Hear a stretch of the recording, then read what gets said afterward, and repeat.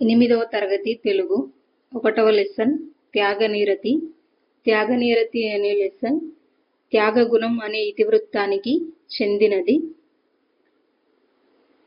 త్యాగనిరతి అనే పాఠం ఇతిహాసం అనే ప్రక్రియకు చెందినది. ఇతిహాసం అంటే ఇది ఇట్లా జరిగింది అని అర్థం. ఇతిహాసంలో దేనికి ఎక్కువ ప్రాధాన్యత ఇస్తారు అంటే కథకు ఎక్కువగా ప్రాధాన్యత ఇవ్వడం జరుగుతుంది. కథలు గ్రంథస్థం కాకముందు వాగ్రూపంలో ఉండేవి.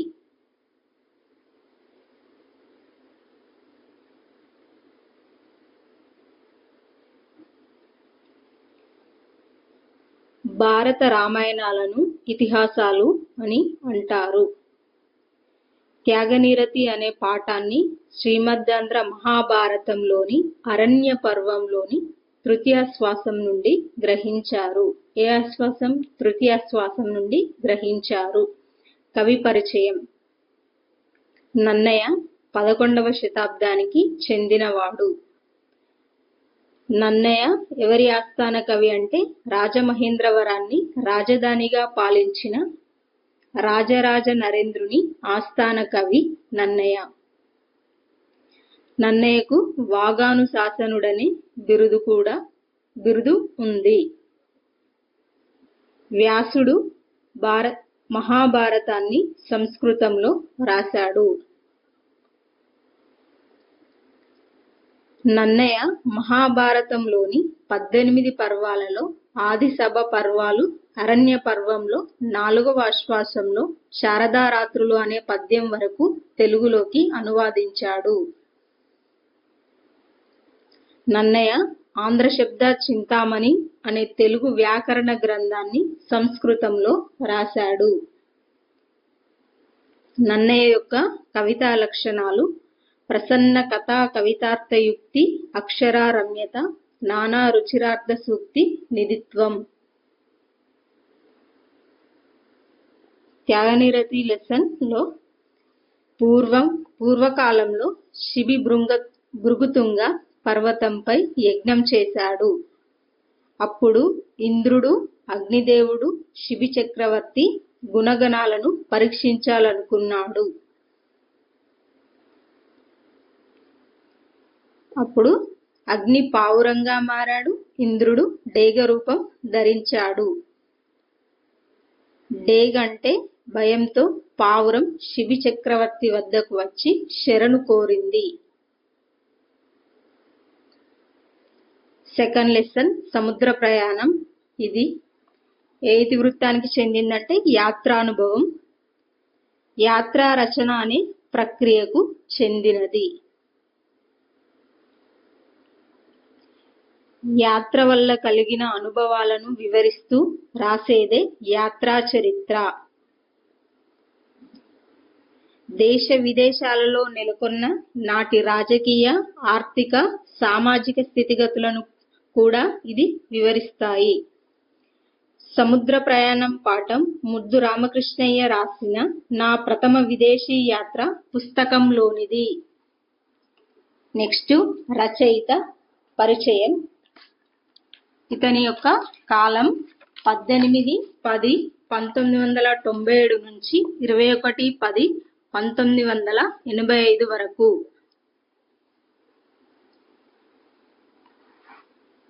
ముద్దు రామకృష్ణయ్య పెద్దపల్లి జిల్లాలోని మంతని గ్రామంలో జన్మించాడు. ముద్దు రామకృష్ణయ్య తండ్రి పేరు ముద్దు రాజన్న, తల్లి పేరు ముద్దు అమ్మాయి. ఇతడు 1946లో బ్రిటన్లోని లీడ్స్ విశ్వవిద్యాలయం నుండి MED పట్టా పొందాడు. అదేవిధంగా 1951-58 మధ్య కాలంలో ఆసియా, ఆస్ట్రేలియా, యూరప్, అమెరికా ఖండాలలోని పలు దేశాలు పర్యటించి అక్కడి విద్యా విధానాలను అధ్యయనం చేశాడు.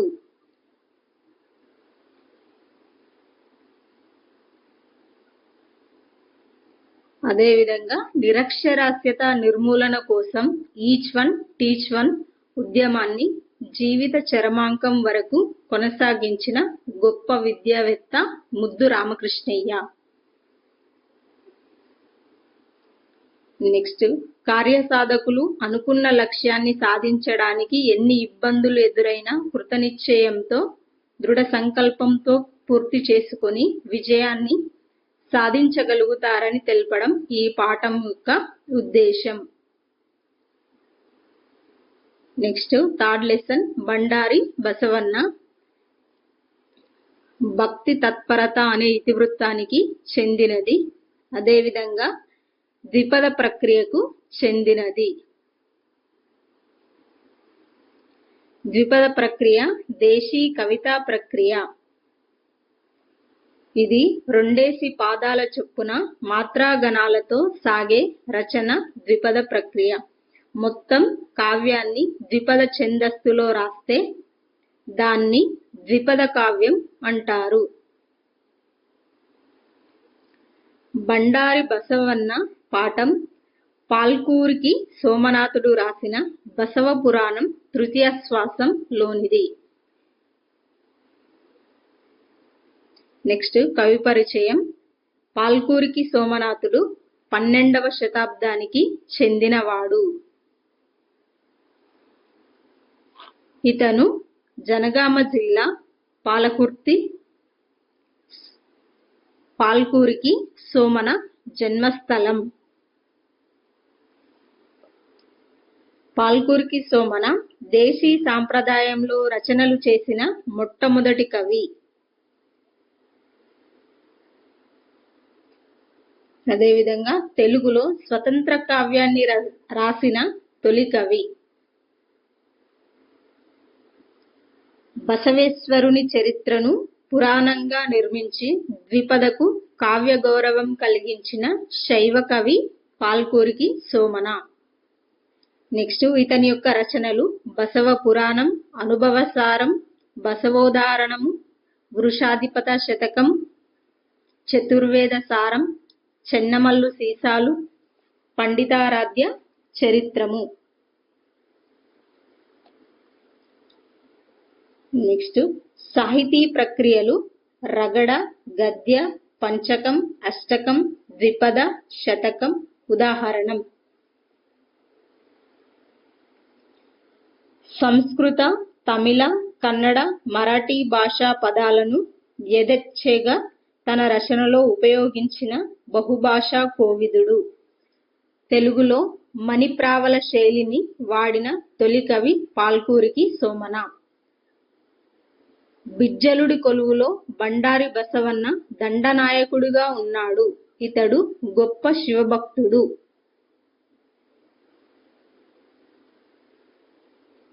ఒకరోజు ఒక జంగమయ్య బసవన్న దగ్గరకు వచ్చి, నాకు ఈ క్షణంలో ఇంత ధనం కావాలి, లేకపోతే మీ సపర్యలు స్వీకరించను అన్నాడు.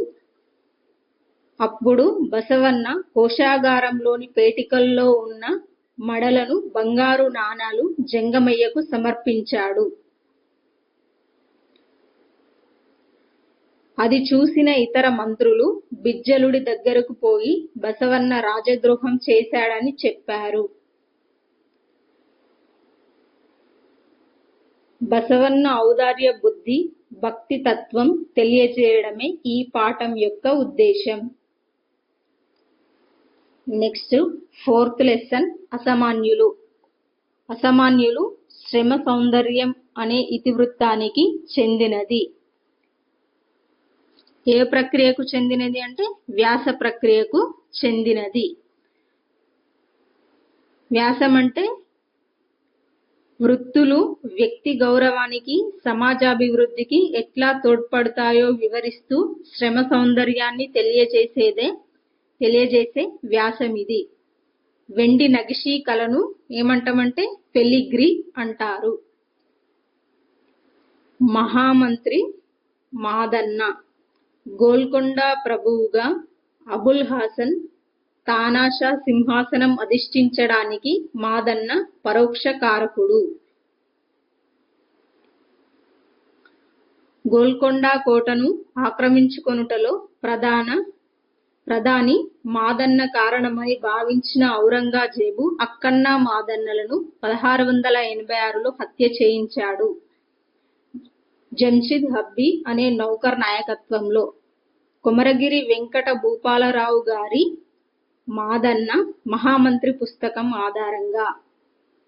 నెక్స్ట్ 5th లెసన్ శతక సుధ ఏ ఇతివృత్తానికి చెందిందంటే నైతిక విలువలు అనే ఇతివృత్తానికి చెందినది. శతక సుధ యొక్క ప్రక్రియ శతకం అనే ప్రక్రియకు చెందినది. శతకం అంటే 100 పద్యాలు కలది.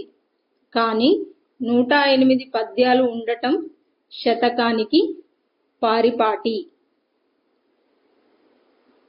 పద్యం చివరి పదం గాని పాదం గాని లేక 2 పాదాలు గాని అన్ని పద్యాల్లో ఒకే విధంగా ఉంటే దాన్ని మకుటం అంటాం. మకుటం అంటే కిరీటం అని అర్థం.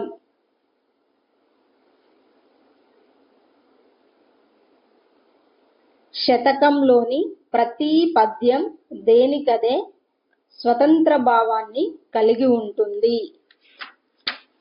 ఫస్ట్ నారాయణ శతకం. నారాయణ శతకాన్ని రచించింది పోతన. పోతన 15వ శతాబ్దానికి చెందినవాడు. పోతన వరంగల్ జిల్లా బ్రహ్మర నివాసి. పోతన యొక్క రచనలు ఆంధ్ర మహాభాగవతం, భోగిని దండకం, వీరభద్ర విజయం. సెకండ్ చిత్తా శతకం. చిత్తా శతకాన్ని రచించింది శ్రీపతి భాస్కర. 17వ శతాబ్దానికి చెందినవాడు. చిత్తమా అనే మకుటంతో పద్యాలను రాశాడు. శైవ పండితత్రయంలో ఒకరైన శ్రీపతి పండితుని వంశం వాడని పరిశోధకుల అభిప్రాయం. భాస్కర శతకం మారద వెంకయ్య 17వ శతాబ్దానికి చెందినవాడు.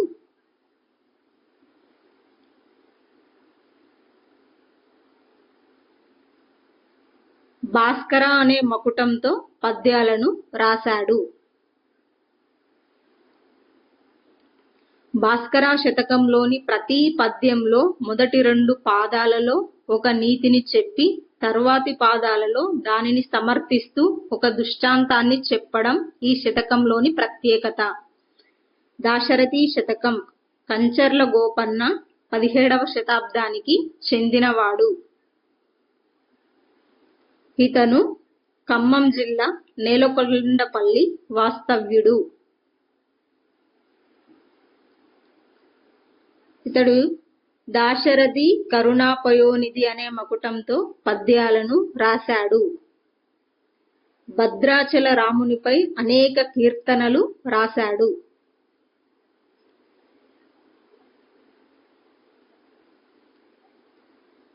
నరసింహ శతకం రాసింది కకుత్సం శేషప్ప కవి.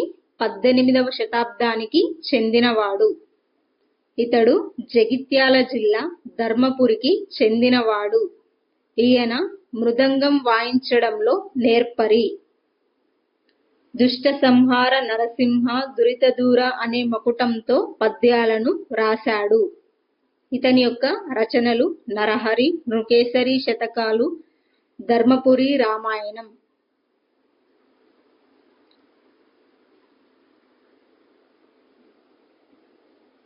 విశ్వకర్మ శతకం రాసింది పండిత రామసింహ కవి. ఇతని యొక్క కాలం 1855 నుంచి 1963 వరకు.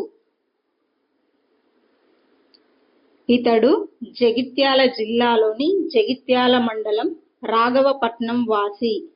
ఇతడు అశుకవి.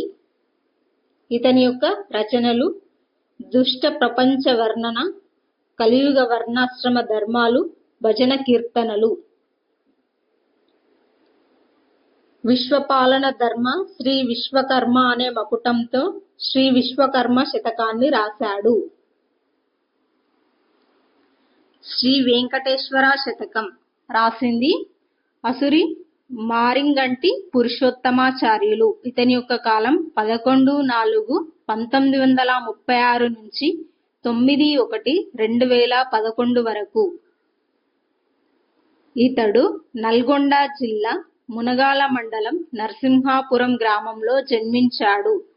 ఇతడు వెంకటేశ్వర అనే మకుటంతో పద్యాలను రాశాడు.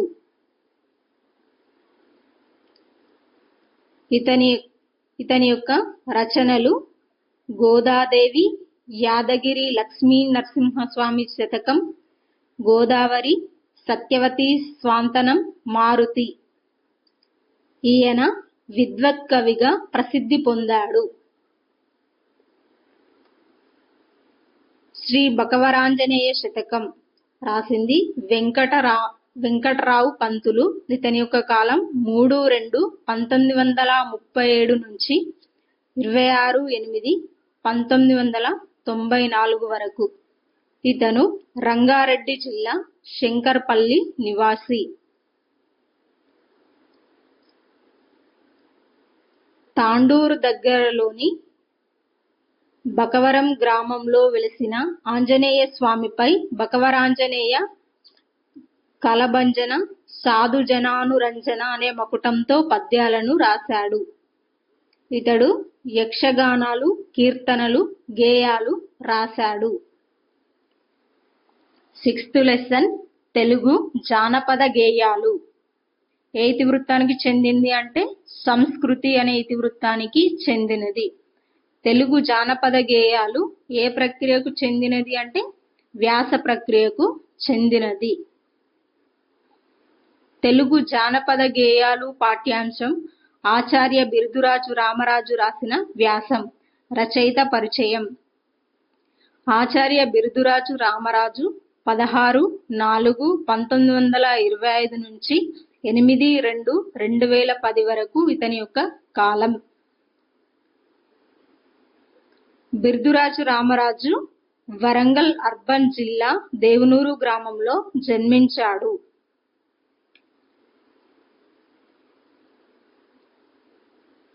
తెలుగు జానపద సాహిత్యం అనగానే గుర్తుకు వచ్చేవారు ఆచార్య బిరుదురాజు రామరాజు.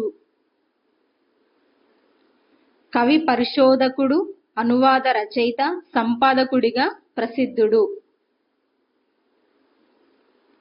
ఇతను ఉస్మానియా విశ్వవిద్యాలయం తెలుగు శాఖాధ్యక్షుడిగా, డీన్గా పనిచేశాడు. తెలుగు జానపద గేయ సాహిత్యం బిరుదురాజు పరిశోధనా గ్రంథం.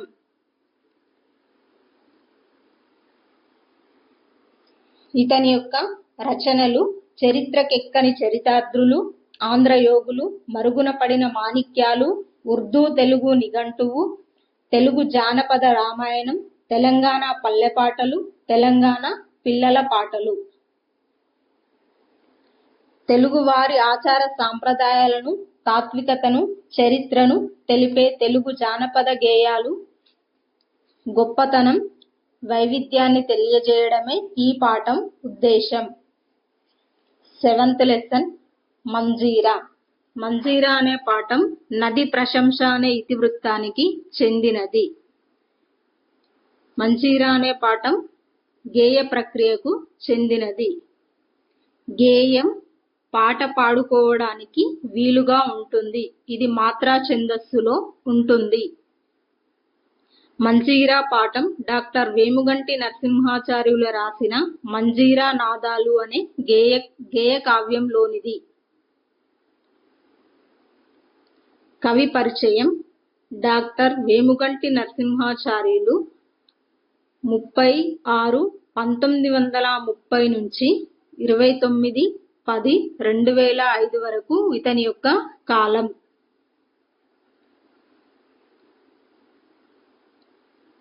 నరసింహాచార్యులు సిద్దిపేట జిల్లాలోని సిద్దిపేటలో రామక్క, రంగాచార్యులనే దంపతులకు జన్మించాడు. సాహితీ వికాస మండలి సంస్థను, మెదక్ జిల్లా రచయితల సంఘంను స్థాపించి సాహిత్య వికాసానికి కృషి చేసిన వారు నరసింహాచార్యులు. ఇతని యొక్క రచనలు తిక్కన, రామదాసు అనే పద్యకావ్యాలు, మంజీరా నాదాలు అనే గేయకావ్యం, వివేక విజయం అనే కావ్యఖండికతో పాటు 40 పుస్తకాలు రాశాడు. బిరుదులు: కవి కోకిల, కావ్య కళానిధి, విద్వత్ కవి. తెలుగు విశ్వవిద్యాలయం వేముగంటిని గౌరవ డాక్టరేట్తో సత్కరించింది. వేముగంటి రచనలన్నీ చక్కని ధారతో, సరళమైన తెలుగు పదాలతో శోభిల్లుతాయి. ప్రజల జీవనానికి, పర్యావరణానికి నదులు ప్రత్యక్షంగానూ పరోక్షంగానూ ఎంతో మేలు చేకూరుస్తున్నాయి అని తెలుపడమే ఈ పాఠం ఉద్దేశం. కుతుబ్ షా నిర్మించిన భాగ్యనగర వాసుల దాహాన్ని తీర్చేది మంజీరా నది. ఉద్యమ దీపిక టిఎన్ సదాలక్ష్మి. సికింద్రాబాద్, బొల్లారంలో, కలాసిగూడ, మెహతర్ బస్తీలో 1928 డిసెంబర్ 25న సదాలక్ష్మి పుట్టింది. తండ్రి కొండయ్య, తల్లి గోపాలమ్మ. కలిగిన 9 మంది సంతానంలో 7వ బిడ్డ సదాలక్ష్మి. 1952లో దేశంలో మొట్టమొదటిగా నిర్వహించిన సార్వత్రిక ఎన్నికల్లో రిజర్వ్డ్ అభ్యర్థిగా నిలబడింది. రాష్ట్ర శాసనసభకు ఎన్నికయ్యింది. సాంఘిక సంక్షేమ శాఖ మంత్రిగానే కాదు, దేవాదాయ శాఖ బాధ్యతలు నిర్వహించిన తొలి దళిత మహిళా మంత్రిగా, డిప్యూటీ స్పీకర్గా సదాలక్ష్మి రాష్ట్ర రాజకీయ వ్యవస్థపై బలమైన ముద్ర వేసింది. 1969లో జరిగిన ప్రత్యేక తెలంగాణ ఉద్యమానికి నాయకత్వం వహించి చివరిదాకా ఉద్యమం వెంట నడిచింది. సదాలక్ష్మి 2004 జూలై 24న తుది శ్వాస వదిలింది. Next 8th lesson. చిన్నప్పుడే. ఏ ఇతివృత్తానికి చెందిందంటే సామాజిక స్పృహ. ఏ కథానికకు చెందినది అంటే, ఏ ప్రక్రియకు చెందినది అంటే కథానిక ప్రక్రియకు చెందినది. కథానిక అంటే ఇది జీవితపు ముఖ్య సన్నివేశాల్ని క్లుప్తంగా తెలియజేస్తుంది. సంఘటనల మధ్య సంబంధాన్ని కళాత్మకంగా చిత్రిస్తుంది. ఇటువంటి వచన ప్రక్రియనే కథానిక అంటారు. కథనం, సంభాషణ, శిల్పం ఇవి కథానికలోని ప్రధానాంశాలు.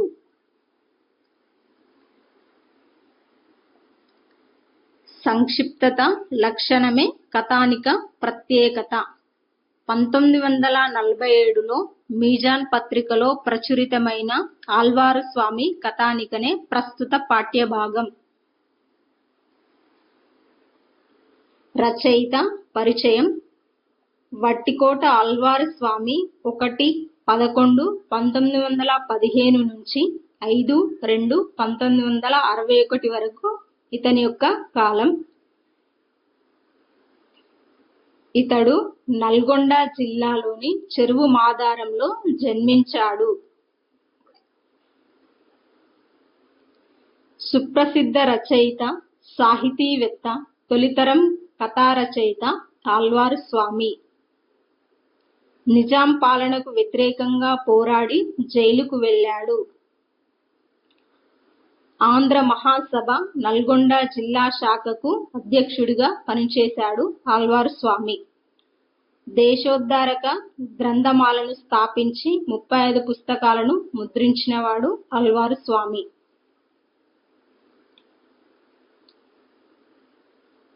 తెలంగాణ గుమస్తాలనే పత్రికలను స్థాపించాడు ఆళ్వారు స్వామి. ఆళ్వారు స్వామి రచనలు: జైలు లోపల, రామప్ప రభస, తెలంగాణ వ్యాసాలు. ఇతని యొక్క నవలలు: ప్రజల మనిషి, గంగు. సభల ద్వారా, పత్రికల ద్వారా, రచనల ద్వారా ప్రజా చైతన్యాన్ని ఎట్లా సాధించారో తెలపడం ఈ పాఠం ముఖ్య ఉద్దేశం. 9th లెసన్ అమరులు ఉద్యమ స్ఫూర్తి అనే ఇతివృత్తానికి చెందినది. అదేవిధంగా వచన కవిత గేయం అనే ప్రక్రియకు చెందినది.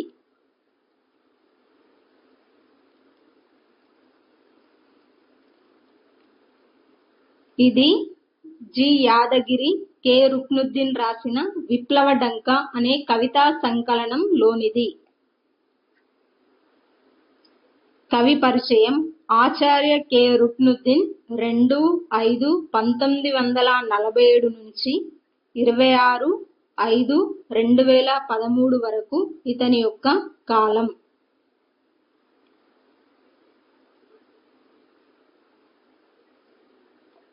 ఆచార్య కె రుక్నుద్దీన్ నాగర్ కర్నూలు జిల్లా రాచూరు గ్రామంలో జన్మించాడు.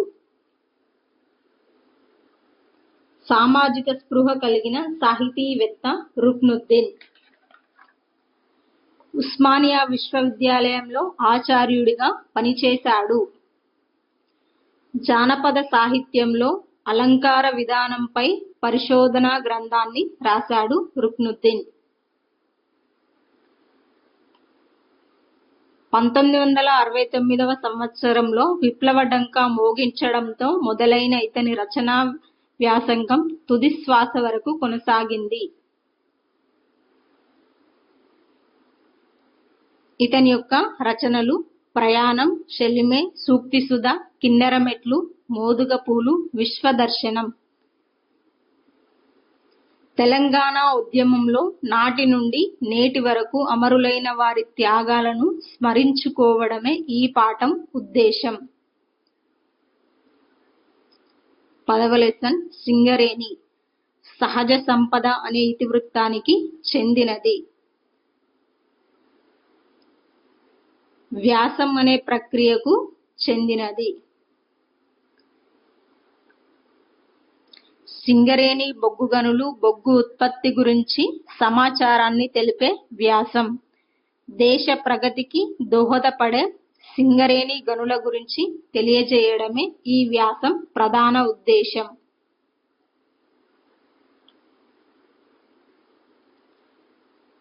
11th లెసన్ కాపుబిడ్డ ఇతివృత్తం రైతు జీవితం అనే ఇతివృత్తానికి చెందినది. అదేవిధంగా కావ్యం అనే ప్రక్రియకు చెందినది. కావ్యం అంటే వర్ణనతో కూడినది అని అర్థం.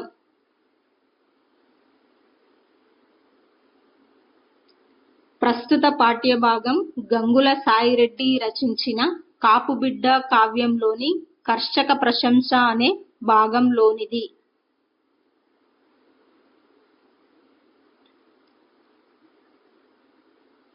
రైతు జీవన విధానం, జీవకారుణ్యం, త్యాగబుద్ధి, విరామం ఎరుగని శ్రమ ఇందులో వర్ణించబడ్డాయి. కవి పరిచయం. గంగుల సాయిరెడ్డి 8/6/1890 నుంచి 4/9/1975 వరకు ఇతని యొక్క కాలం. సాయిరెడ్డి జనగామ జిల్లాలోని జీడికల్లు గ్రామం వీరి జన్మస్థలం. ఇతని యొక్క రచనలు కాపుబిడ్డ అనే కావ్యంతో పాటు ముద్రితాలు, తెలుగు పలుకులు, వర్షయోగం, మద్యపాన నిరోధం,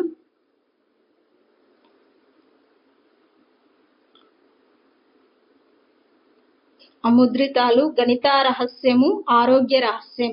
సహజ కవిగా పేరు పొందిన పోతన పట్ల ఆరాధనాభావం గల సాయిరెడ్డి ఆయననే ఆదర్శంగా తీసుకొని అటు హలంతో ఇటు కలంతో సమానంగా కృషి సాగించాడు. ఇతని శైలి సరళంగా, సులభంగా గ్రహించగలిగినది. 12వ లెసన్ మాట్లాడే నాగలి ఇతివృత్తం జంతు ప్రేమ. ప్రక్రియ అనువాద కథా ప్రక్రియకు చెందినది. ఒక భాషలో ఉన్న విషయాన్ని వేరొక భాషలోకి మార్చి రాసినట్లయితే దానిని అనువాదం అంటారు. తెలుగు సాహిత్యంలో దీనిని అనువాద ప్రక్రియగా పేర్కొనడం జరుగుతున్నది. సాహిత్య అకాడమీ వారు ముద్రించిన భారతీయ సాహిత్యం సమకాలీన కథానికలు అనే గ్రంథంలోని మలయాళ భాషలోని అనువాద కథ ప్రస్తుత పాఠ్యాంశం. మలయాళ భాషలో పొనుకున్నం వర్కై రాసిన కథను తెలుగులోకి కె. వేణుగోపాలరావు అనువాదం చేశాడు. రచయిత పరిచయం. పొనుకున్నం వర్కై 1910 నుంచి 2004 వరకు ఇతని యొక్క కాలం.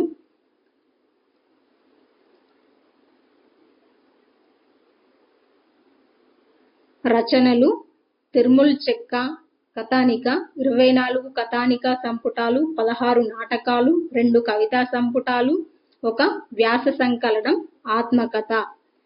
ఈయన ఉపాధ్యాయుడిగా జీవితాన్ని ప్రారంభించాడు. గొప్ప మానవతావాది.